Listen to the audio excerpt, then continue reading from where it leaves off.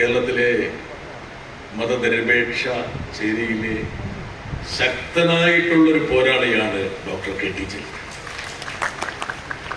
അദ്ദേഹത്തിന്റെ സാന്നിധ്യം എന്നെപ്പോലുള്ള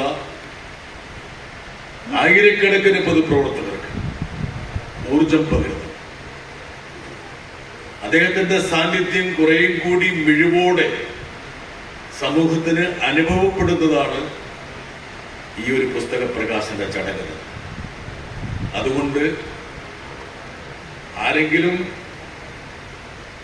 ക്യാമറയുടെ ഏതെങ്കിലും മൂലയിൽ വെച്ച് അദ്ദേഹത്തിനെ കൊളുത്തി വലിക്കാമെന്ന് മോഹിക്കുന്നുണ്ടെങ്കിൽ അത് വേണ്ടതില്ല എന്നാണ് ഞാൻ ആഗ്രഹിക്കുന്നത്. അത് ബാക്കി ജലീലാണ് പറയുന്നത്. അതെങ്ങനെയാണെന്ന് വെച്ചാൽ ബാക്കി ജലീലിന്റെ പ്രഭാഷണം ഇനി അവസാനം നടക്കാൻ പോവുകയാണ്. അതുകൊണ്ട് ജലീൽ എന്ത് പറയും? ജലീലിന്റെ മനസ്സ് തുറക്കുന്നു.